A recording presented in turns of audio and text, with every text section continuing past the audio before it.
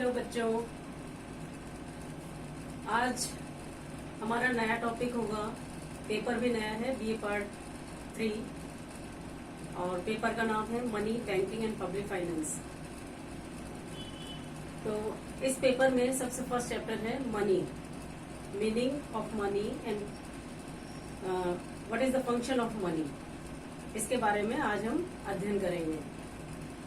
Money जैसा कि आप जानते हो कोई नया शब्द नहीं है। मुद्रा के बारे में हम जानते हैं, लेकिन क्या जानते हैं वो एक इकोनॉमिक्स के स्टूडेंट होने के नाते जो मुद्रा के बारे में आप और हम जानते हैं उसमें, और मुद्रा की परिभाषा से हम जानेंगे कि मुद्रा क्या है। आज से पहले जो हम मुद्रा का रूप देखते हैं जैसे कि पत्र मुद्रा या धातु मुद्रा, इस मुद्रा का चलन नहीं था, क्योंकि जैसे जैसे सभ्यता का विकास हुआ है मुद्रा का भी विकास हुआ है। प्रारंभ में बार्टर सिस्टम था। जब मुद्रा का आधुनिक स्वरूप देखने को नहीं मिलता था उस समय वस्तु विनिमय प्रणाली, बार्टर सिस्टम मीन्स जो C2C सिस्टम, यानी कमोडिटी टू कमोडिटी, एक वस्तुओं को लेकर के बदले में हम दूसरी वस्तुएं देते थे। तो विनिमय का माध्यम जो था वस्तु का आपस में ही विनिमय होता था, एक दूसरे की आवश्यकता की वस्तुओं का हम आदान प्रदान करते थे। मान लीजिए मेरे पास चावल है, आपके पास गेहूं है, मुझे गेहूं की जरूरत है, आपको चावल की जरूरत है, तो ऐसे में वस्तुएं आपस में एक्सचेंज कर ली जाती थी और ये ही वस्तु विनिमय प्रणाली व्याप्त थी। किसी के पास पशु होते थे, किसी के पास कृषिगत सामान होता था, जिनको पशुओं की जरूरत होती थी वो उनसे पशु ले लेते थे और उनको कृषिगत वस्तुओं का एक्सचेंज के रूप में वो दे देते थे। तो कुछ समय पहले यानी सभ्यता जैसे जैसे प्रारंभ हुई, आखिर जब युग था तो हम पशु तथा पशुओं से संबंधित विभिन्न सामानों को आदान प्रदान करते थे। धीरे धीरे सभ्यता का विकास होता गया और कृषिगत युग आया तो कृषिगत पदार्थों का आदान प्रदान होने लगा।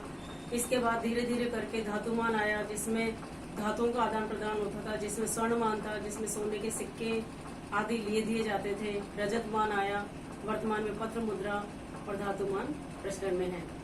कहने का तात्पर्य यह है कि क्योंकि पिछले कई समय से वस्तु विनिमय प्रणाली व्याप्त होने के कारण मुद्रा उस समय अस्तित्व में नहीं थी। अब ऐसे क्या कारण था कि मुद्रा के आविष्कार की जरूरत हमें पड़ी है। अब वस्तु विनिमय प्रणाली में देखें तो वस्तु विनिमय प्रणाली में कई ऐसी स्थितियां थी जिसके कारण ये टिक नहीं पाई। जैसे दोहरे संयोग का अभाव है। दोहरे संयोग के अभाव से मतलब है कि मेरे पास जो वस्तु है उस वस्तु की आवश्यकता आपको नहीं है और जो आपके पास वस्तु है उसे मैं चाहती हूँ, लेकिन चूंकि दोनों की आवश्यकताएं एक दूसरे से पूरी नहीं हो सकती इसलिए वह वस्तु विनिमय प्रणाली चल नहीं पाई। दोहरे संयोग का अभाव हो गया या वस्तु की विभाज्यता संभव नहीं होती थी। मेरे पास एक गाय है और आपके पास चावल है, मुझे चावल चाहिए लेकिन एक गाय के बराबर चावल मैं नहीं लेना चाहती। चावल का विभाजन, मैं गाय का विभाजन कैसे करूं? गाय की एक टांग के बदले में मैं आपसे चावल लूं तो वो उपयुक्त नहीं था। कहने का मतलब ये है वस्तु विभाजन संभव नहीं होने के कारण वस्तु विनिमय प्रणाली नहीं चल सकी। इसी तरह से संचय करके नहीं रख सकते थे हम। काफी समय तक के लिए अगर हमें संचय करके रखना पड़े तो वह वस्तु जो है अधिक समय तक टिकाऊ नहीं होने के कारण हम उन्हें संचय करके भी नहीं रख सकते थे। कहने का मतलब यह है कि वस्तु विनिमय प्रणाली में कई प्रकार की कठिनाई होने के कारण जो सभ्यता के विकास के साथ साथ आज के समय के अनुसार जो हम मुद्रा का स्वरूप देखते हैं उसका आविष्कार हुआ है। तो वर्तमान में जो मुद्रा है, ये मुद्रा शब्द, मनी शब्द, इसका जो आविष्कार हुआ है यह है एक रोम की देवी जूनो का नाम था, जिसे वहाँ मनी को मोनेटा नाम से जाना जाता था। MONETA मोनेटा नाम से जाना जाता था। और जो रोम की देवी जूनो था उसका प्रारंभिक नाम मोनेटा ही था और उस मंदिर में मुद्राओं का निर्माण किया जाता था। इसी तरह से एक दूसरा नाम वही लैटिन शब्द है पैक्यूनियम, जो कि पैकस से बना है जिसका मतलब है पशुधन। तो उस समय मुद्रा के रूप में पशुधन को काम में लिया जाता था। लेकिन सभ्यता के विकास के साथ साथ ये मुद्रा जो वर्तमान स्वरूप में हमें देखने को मिलती है इसका आविष्कार हुआ है। तो सबसे पहले हम पढ़ेंगे मुद्रा की परिभाषा। मुद्रा क्या है? अब मुद्रा के बारे में अलग अलग अर्थशास्त्रियों ने अपने अलग अलग तरह के विचार रखे हैं, जो आपको इस तालिका के माध्यम से प्रस्तुत किए जा रहे हैं। परिभाषाओं में इनको दो आधार पर बांटा गया है, एक तो प्रकृति के आधार पर परिभाषा और दूसरा विस्तार के आधार पर परिभाषा। प्रकृति के आधार पर परिभाषाओं को 3 भागों में बांटा गया है। पहला, सामान्य स्वीकृति पर आधारित परिभाषाएं, दूसरा वैधानिक परिभाषाएं और तीसरा वर्णनात्मक या कार्यवाहक परिभाषाएं। प्रकृति के आधार पर जो परिभाषाएं निर्धारित की गई है, उसमें सामान्य स्वीकृति के आधार पर जिन्होंने परिभाषा दी है, उनमें मुख्य रूप से सेलिगमैन, एली और मार्शल आदि अर्थशास्त्रियों के नाम लिए जाते हैं। इन्होंने सभी ने ये बताने का प्रयास किया कि मुद्रा एक ऐसी वस्तु है जिसे सामान्य रूप से स्वीकृति प्रदान की गई है, जिसे सामान्य रूप से स्वीकार किया जा सके, वह वस्तु मुद्रा है। अगर हम बाजार जाते हैं और वस्तु क्रय करते हैं, तो वस्तु क्रय करने के पश्चात जिस वस्तु का हम भुगतान करते हैं, उस वस्तु के प्रति बिना किसी शंका के सामने वाला व्यक्ति अगर उसको स्वीकार कर लेता है, तो वह वस्तु मुद्रा है। ऐसा सेलिगमैन, मार्शल तथा एली आदि अर्थशास्त्रियों का मानना था। इसी तरह से वैधानिक मुद्रा, इस परिभाषा को श्रेणी में रखने के लिए नेप तथा हॉट्रे आदि अर्थशास्त्रियों का विचार था कि ऐसी वस्तु जो राज्य द्वारा या सरकार द्वारा मुद्रा घोषित कर दी जाती है, वह वस्तु मुद्रा कहलाती है। मतलब जिसमें वैधानिकता प्राप्त हो, तो उसे मुद्रा माना गया है। इसी प्रकार वर्णनात्मक परिभाषाएं, या जिसे हम कार्यात्मक परिभाषा भी कहते हैं, जिन परिभाषाओं में मुद्रा के कार्यों पर अधिक जोर दिया गया है, उन्हें कार्यात्मक परिभाषाएं माना गया है। इसके अंतर्गत कॉलबॉर्न तथा नोगारो आदि अर्थशास्त्रियों के नाम लिए जाते हैं। इनका मानना था कि मुद्रा ऐसी वस्तु है जो वस्तुओं के लेन देन के कार्य को आसान करती हो, जो विनिमय के माध्यम का कार्य करती हो और भावी ऋणों के भुगतान के आधार के रूप में स्वीकार की जाती हो, वह वस्तु मुद्रा है। तो इस प्रकार से सामान्य स्वीकृति के आधार पर, वैधानिक आधार पर और कार्यात्मक आधार पर जो परिभाषाएं हमें प्राप्त होती हैं, उन सबका आधार प्रकृति से संबंधित है। इसी तरह से दूसरे जो वर्गीकरण किया गया है परिभाषाओं में, विस्तार के आधार पर परिभाषाएं, इसमें उचित परिभाषाएं या आधुनिक विचारधारा के अनुसार जो परिभाषाएं हैं, उन्हें सम्मिलित किया गया है, जिसमें मुख्य रूप से मार्शल तथा एली अर्थशास्त्रियों को सम्मिलित किया जाता है। मार्शल और एली जो अर्थशास्त्री हैं, उनका ये मानना था कि ऐसी वस्तु जो विनिमय के माध्यम का कार्य करे या मूल्य के संचय के साधन के रूप में कार्य करे, वह वस्तु मुद्रा कहलाती है। उदार दृष्टिकोण अपनाने वाले अर्थशास्त्री भी थे, जिनमें हार्टले विदर्स, ट्रेस्कॉट आदि अर्थशास्त्रियों के नाम लिए जा सकते हैं। ऐसे अर्थशास्त्रियों का एक उदार दृष्टिकोण रहा है मुद्रा के प्रति। उन्होंने कहा है कि वह वस्तु मुद्रा है जो मुद्रा का कार्य करे। सिंपल सी डेफिनेशन दी इन्होंने कि वह वस्तु मुद्रा का जो मुद्रा का कार्य करे, वह वस्तु मुद्रा है। जैसे इसमें चेक है, हुंडी है, सात पत्र है, बिल्स है आदि सभी को इन्होंने मुद्रा के रूप में सम्मिलित किया है कि जो भी मुद्रा से संबंधित कार्य करे, वह वस्तु मुद्रा है। संकुचित दृष्टिकोण मानने वाले में रॉबर्टसन का नाम लिया जाता है। रॉबर्टसन का यह मानना था कि किसी भी क्षेत्र में जिस वस्तु को विस्तृत रूप से स्वीकार किया जाता है, वह वस्तु मुद्रा है। पूरे देश में कोई भी ऐसी वस्तु जो सामान्य रूप से स्वीकार की जाए, वह वस्तु मुद्रा है।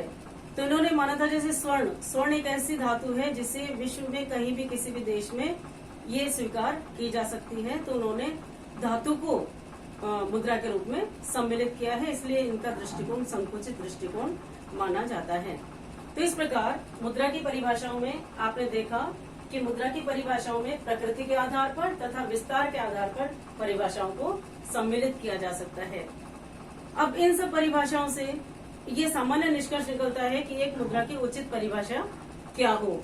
तो मुद्रा की परिभाषाओं का सार या मुद्रा की जो उचित परिभाषा है, वो ये है कि मुद्रा एक ऐसी वस्तु है जिसे विस्तृत रूप से विनिमय के माध्यम के रूप में, मूल्य के मापक के रूप में, ऋणों के अंतिम भुगतान के रूप में तथा मूल्य के संचय के रूप में स्वतंत्र रूप से तथा सामान्य रूप से जिसे स्वीकार किया जाता है वह मुद्रा है।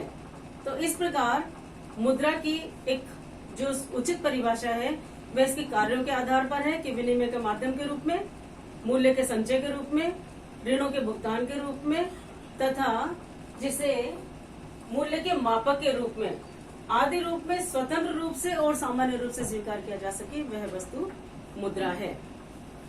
तो इस प्रकार मुद्रा की परिभाषाओं को हम जान सकते हैं।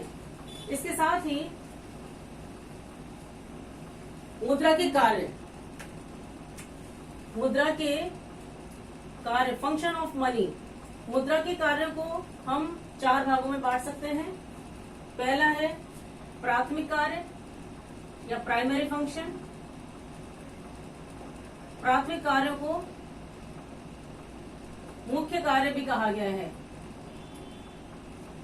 दूसरा है द्वितीय कार्य, इनको द्वितीय कार्य को सहायक कार्य भी कहा जाता है। तीसरा है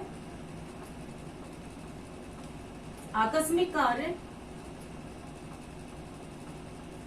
और चौथा है विविध कार्य या अन्य कार्य। मुद्रा के कार्यों में जो मुख्य कार्य हैं इनको 2 भागों में बांटा गया है। पहला है विनिमय का माध्यम और दूसरा है मूल्य का मापक। विनिमय का माध्यम और मूल्य का मापक। इसी तरह से द्वितीय कार्य या सहायक कार्यों में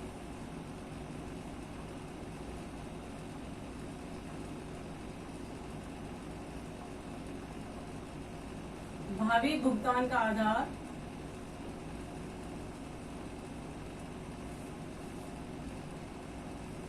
मूल्य का संचय,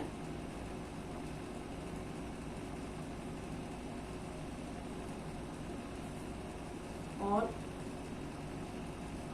मूल्य हस्तांतरण।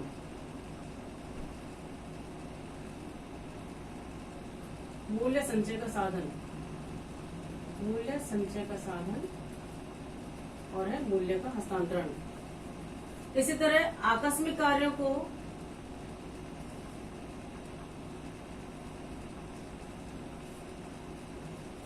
आय का वितरण,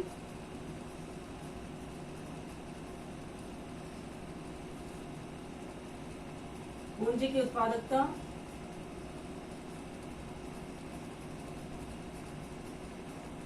पूंजी की उत्पादकता में वृद्धि, साख का आधार,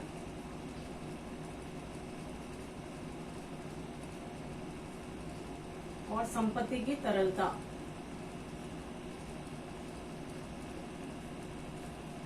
ये तीसरा कार्य है आकस्मिक कार्य, जो कि अर्थशास्त्री किनले के द्वारा बताए गए हैं। और अन्य कार्य, विविध कार्य में 2 कार्य सम्मिलित किया गया है। एक तो है इच्छा का वाहक और दूसरा है शोधन क्षमता की गारंटी। इस प्रकार इस चार्ट के द्वारा ये मुद्रा के कार्य बताए जा सकते हैं। मुद्रा के कार्यों को मुख्य रूप से 4 भागों में बांटा है। पहला प्राथमिक कार्य, जिसे मुख्य कार्य भी कहते हैं। दूसरा द्वितीय कार्य, जिसे सहायक कार्यों के नाम से भी जाना जाता है। तीसरा है आकस्मिक कार्य और चौथा है विविध या अन्य कार्य। पहला मुख्य कार्य, मुद्रा का मुख्य कार्य, जिसको 2 भागों में बांटा है। पहला विनिमय का माध्यम। अब विनिमय के माध्यम से तात्पर्य है कि जब वस्तुएं बेची जाती हैं तो उसके बदले में मुद्रा प्राप्त की जा सकती है। इसी तरह से कोई भी क्रेता और विक्रेता अपनी वस्तुओं को खरीद कर या बेचकर मुद्रा प्राप्त कर सकता है। जैसे उत्पादित वस्तुएं हैं, उन वस्तुओं को पहले होलसेलर के पास बेचा गया तो उसके बदले में मुद्रा प्राप्त की गई। फिर होलसेलर ने उसे रिटेलर को दिया तो रिटेलर से भी मुद्रा प्राप्त की, फिर रिटेलर ने मान लीजिए कंज्यूमर को या कस्टमर्स को दिया तो उनसे मुद्रा प्राप्त की। इस प्रकार वस्तुओं की अदला बदली करने के पश्चात यदि मुद्रा वहां विनिमय का कार्य करे तो वह विनिमय का माध्यम कहलाता है। इसी तरह से मूल्य का मापक, जिस प्रकार भौतिक वस्तुओं को उनके विभिन्न माप होते हैं, जैसे लीटर है, मीटर है, लंबाई है, चौड़ाई है आदि नाप दिए जाते हैं, उसी तरह से वस्तुओं को मापने की जो इकाई है वह मुद्रा है। जैसे 2 रुपए लीटर, 4 रुपए मीटर, कपड़ा है तो मीटर में मापा जाएगा, लिक्विड है तो लीटर में मापा जाएगा, दूरी है तो किलोमीटर में मापी जाएगी। तो इस प्रकार यदि किसी भी वस्तु की इकाई को मुद्रा के रूप में मापे तो वह मूल्य के मापक का कार्य करती है। अब ये निश्चित है कि पहले जो कार्य होता है वह मूल्य के मापक का कार्य होगा, फिर वह विनिमय के माध्यम का कार्य करेगी। यदि हमें कोई वस्तु चाहिए तो सबसे पहले हम उसका भाव पूछते हैं कि ये मान लीजिए कोई कपड़े चाहिए तो कितना मीटर, कितने रुपए मीटर है, तो पहले मूल्य के मापक का कार्य हो, फिर हमें कितना लेना है, तो विनिमय के माध्यम के रूप में मुद्रा बाद में कार्य करती है। पहले यह मूल्य के मापक का कार्य करती है, उसके बाद विनिमय के माध्यम के रूप में कार्य करती है। तो इस प्रकार से 2 कार्य वो मुख्य कार्य माने जाते हैं। सेकेंड है द्वितीय कार्य या सहायक कार्य। अब मुद्रा का जो सहायक कार्य के रूप में भावी भुगतान का आधार, ये भविष्य में भुगतान करने की क्षमता रखता है। मुद्रा वर्तमान यानी ऋण के रूप में काम लिया जा सकता है। वर्तमान में हम मुद्रा प्राप्त करके उसे भविष्य में चुका सकते हैं, तो ये मुद्रा के द्वारा संभव है। इसी प्रकार मूल्य संचय का साधन, अब पहले वस्तु विनिमय प्रणाली थी, पशुधन था तो पशुओं को हम संचित करके नहीं रख सकते थे, कृषिगत वस्तुएं थे, खाद्य सामग्री थी जिसको हम ज्यादा समय तक संचित नहीं करके रख सकते थे। लेकिन जैसे ही मुद्रा का आविष्कार हुआ उसे हम संचित करके रख सकते हैं, मुद्रा के रूप में परिवर्तित करके उनको बैंक में रख सकते हैं, उनको संपत्ति या हम पूंजीगत वस्तुओं में रख सकते हैं, आदि अनेक संपत्ति में परिवर्तित करके मुद्रा को रखा जा सकता है। इसलिए मुद्रा मूल्य के संचय का कार्य करती है। इसी तरह से मूल्य का हस्तांतरण, मुद्रा ने इस कार्य को आसान बना दिया है कि हम मुद्रा को या मुद्रा के मूल्य को एक स्थान से दूसरे स्थान पर हस्तांतरित कर सकते हैं। यदि कोई व्यक्ति एक जगह पर है जहां उसके खेत है, उसके अन्य प्रकार की संपत्ति है, उसके मकान है, जायदाद है, और वह दूसरी जगह जाकर के बसना चाहता है, तो ऐसी स्थिति में वह एक स्थान पर अपने सभी संपत्ति को बेचकर मुद्रा प्राप्त कर सकता है, और जहां वह जाकर बसना चाहता है वहां पर उस मुद्रा से वह वापस उसे खरीद सकता है। तो मूल्य का हस्तांतरण का कार्य जो है सहायक कार्यों में सम्मिलित किया जाता है। इसी प्रकार से इसके आकस्मिक कार्य भी हैं। आकस्मिक कार्य जो कि अर्थशास्त्री किनले के द्वारा बताए गए हैं, उसमें पहला कार्य है आय का वितरण। आय के वितरण से तात्पर्य यह है कि विभिन्न संसाधनों के द्वारा जो कुछ उत्पादित किया जाता है उस उत्पादन का वितरण विभिन्न साधनों के मध्य मुद्रा के रूप में किया जा सकता है। अगर श्रम ने काम किया है तो उसे मुद्रा के रूप में मजदूरी मिल सकती है, अगर भूमि ने काम किया है तो मुद्रा के रूप में लगान मिल सकता है। इसी प्रकार के साधनों उत्पादन के जो अन्य साधन है उन्हें प्रतिफल के रूप में मुद्रा के रूप में जो भुगतान किया जाता है वह आय का वितरण कहलाता है। नेक्स्ट है पूंजी की उत्पादकता। वैसे तो पूंजी में अन्य तत्वों को भी शामिल किया जा सकता है, लेकिन मुद्रा इसका मुख्य आधार है। तो पूंजी और अधिक मात्रा उत्पादन के बढ़ाने के लिए मुद्रा को पूंजी के अंतर्गत सम्मिलित करके पूंजी निर्माण की प्रक्रिया को तेज किया जा सकता है। नेक्स्ट है साख का आधार। आप लोग देखते हो कि बैंकिंग व्यवस्था आज के जो मुख्य संस्था है जो कि साख का निर्माण करती है, साख का सृजन करती है। तो साख का आधार है मुद्रा, क्योंकि बैंकिंग का कार्य है जमा स्वीकार करना और उधार देना। तो इस प्रकार से बैंक के पास जमा मुद्रा के रूप में स्वीकार की जाती है, उसके पश्चात ही बैंक जो है साख का निर्माण करने में सफल रहते हैं। नेक्स्ट है संपत्ति की तरलता। संपत्ति को तरलता से मतलब है, मुद्रा की तरलता से मतलब है कि हम हमारी आवश्यकता के अनुसार वस्तुओं को उसी समय प्राप्त कर सकें। अगर मुद्रा ज्यादा संपत्ति के रूप में होगी तो उसे वह कम तरल मानी जाएगी। बैंकों में रखी गई मुद्रा स्वयं के पास रखी गई मुद्रा से कम तरल होती है। तो मुद्रा के होने पर हम संपत्ति को तरल रूप में परिवर्तित कर सकते हैं। हमारी अगर खेत के रूप में मुद्रा संपत्ति हमारी, तो हम खेत को बेच करके तरल रूप में मुद्रा प्राप्त कर सकते हैं। तो मुद्रा के द्वारा संपत्ति की तरलता संबंधित कार्य संपन्न हो सकता है। इसी तरह से अन्य कार्यों में इच्छा का वाहक, मुद्रा के द्वारा हम हमारी आवश्यकताओं की पूर्ति हमारे स्वयं के अनुसार कर सकते हैं, हमारी इच्छा के अनुसार। इच्छा के वाहक, हम चाहे तो मुद्रा को संपत्ति के रूप में रख सकते हैं, हम चाहे तो मुद्रा को बैंक में रख सकते हैं, हम चाहे तो मुद्रा को स्वयं के पास तरल रूप में रख सकते हैं। तो मुद्रा जो है हमारी इच्छा का वाहक है। और लास्ट है शोधन क्षमता की गारंटी। मुद्रा के द्वारा भविष्य में चुकाने की गारंटी दी जा सकती है। शोधन, किसी व्यक्ति के पास कितनी मुद्रा है, कितनी उसे चुकाने की क्षमता है, यह उसके पास निहित मुद्रा के द्वारा हम उसका अनुमान लगा सकते हैं कि इसकी चुकाने की कितनी क्षमता है। अगर कोई फैक्ट्री जिसके पास मुद्रा नहीं है तो वह अपने आप को दिवालिया घोषित कर देती है। तो मुद्रा का जो अंतिम और अन्य कार्यों में था शोधन क्षमता की गारंटी। इस प्रकार आपने आज देखा कि मुद्रा क्या है, मुद्रा की परिभाषा क्या है और मुद्रा के कार्य क्या है। Thank you.